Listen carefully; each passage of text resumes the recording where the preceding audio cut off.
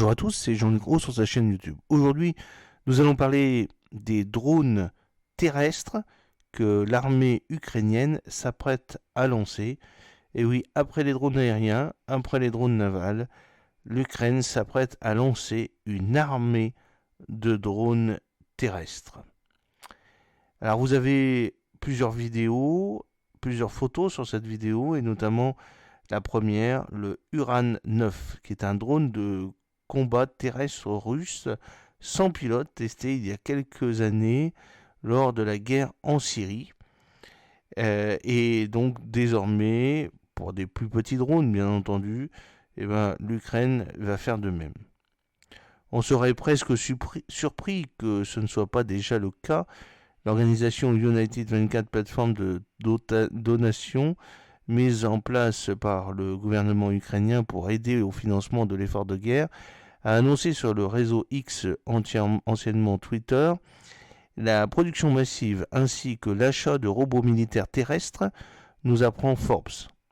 Une utilisation quasi inédite jusqu'à aujourd'hui sur le champ de bataille ukrainien, mais surtout en masse.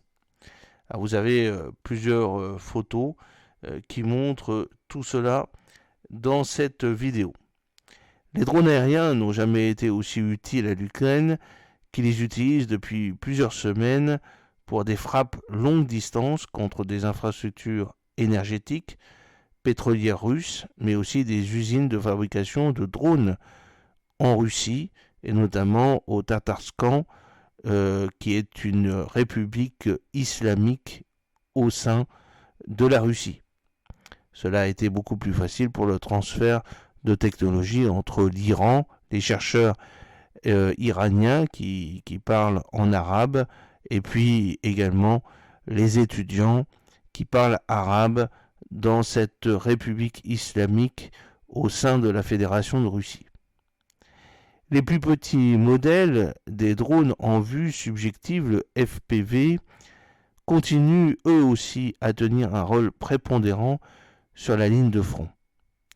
Côté maritime, les drones navals de surface sont un des atouts majeurs de l'armée ukrainienne qui a permis de briser le blocus naval des portes de la mer Noire en traquant et en harcelant la flotte russe, aujourd'hui sérieusement diminuée.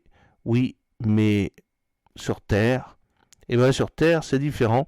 Les drones aériens ont la faveur des troupes au sol et ça ne devrait pas drastiquement changer.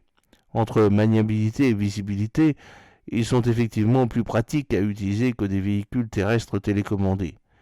Alors pourquoi en produire? Pourquoi cette annonce de United 24?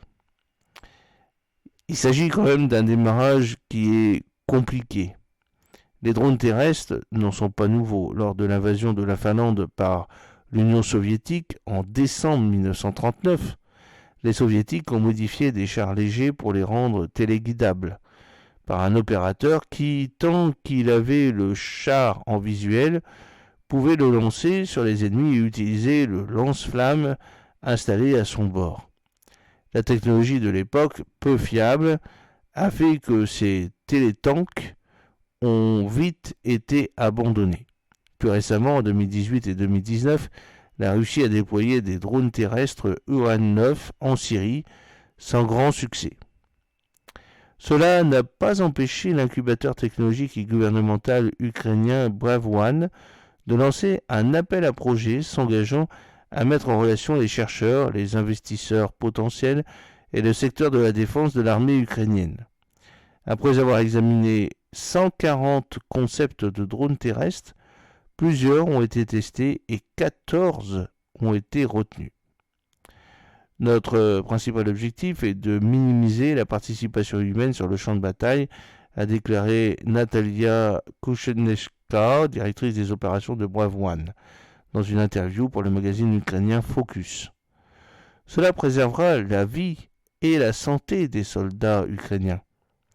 Les systèmes robotiques terrestres seront la prochaine révolution de cette guerre.